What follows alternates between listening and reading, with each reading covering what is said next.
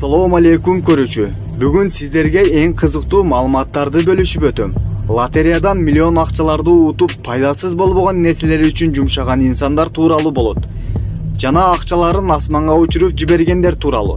Айтмакчы, эгерде сиз миллион утсаңыз, эмне кылмаксыз? Аны комментарийга жазып өтүңүз. Окуп чыгуу кызыкмага.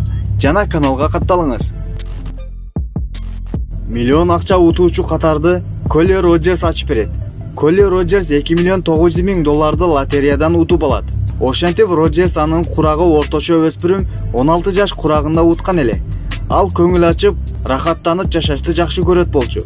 Бул кыз өзүнүн сулуулугун дагы да сулуу болуш үчүн акчаларынын бир бөлүгүн пластикалык операцияга жумшайт.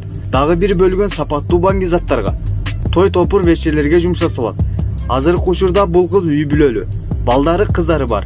Ал эми миллиондордун бир тыйынга чейин изи жок дейт өзү. Ал эми өзү үчүн эч кайсы бизнес башка нерсени баштай албаганын, жаш экенин мойнуна алып өттү. Майкл Керрол.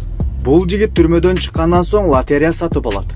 Бул нерсе бактысына пешенесине жазылган экен, ал лотереядан 14 миллион доллар утуп алат. Ал акчага кымбат зергер, элитный буюмдарды сатып алат. Жана шоу кечелерге барып, шунча миллион утуктарын тез ылдамдыкта коротуп салат. Бул акчалар 10 жылга жетпей түгүнөт. Майкл Керрол акыры барып заводторго жумушчу болуп иштеп калды. Билли Боб Харрелл. Бул инсан динге жакын болгон. Харрелдин тилектери орундалып, джекпот кармап 31 миллион долларды утуп алды. Ал акчага 6 квартира үй сатып алат. Жана эң сонун болгон бир нече унааларды алат. Өзү сыйынып жүргөн чиркөөсүнө садака кылат. Утуштарынын көбү досторуна тийди деп айтылат. Харрелден кимде ким карыз сураса баарына берүүчү адаты бар эле. Албетте лотереядан түшкөн акчаны гана. Ошентип 2 жылдын ичинде бардык акчасы мүлктөрү калбай калат. Аны таштап кетишет.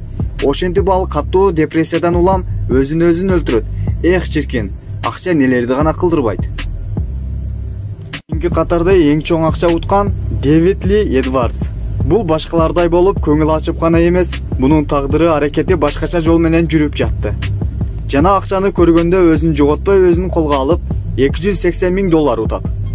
Ал жарым жылдын ичинде болгон акчасын жарымын иштетүүгө жетишкен. Кийинчерээк ойлонуп ал өзүнө самолет, эң кымбат бриллиант сааттарды сатып алат.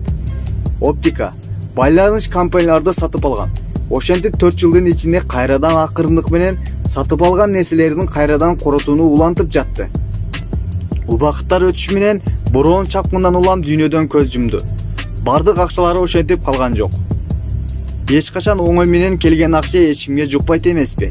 Эгерде сизге видео жакса, видеого класс басып, катталууну унутпаңыз. Сиздер үчүн видео даярдаган Асанбеков ТВ болду. Аман болуңуздар.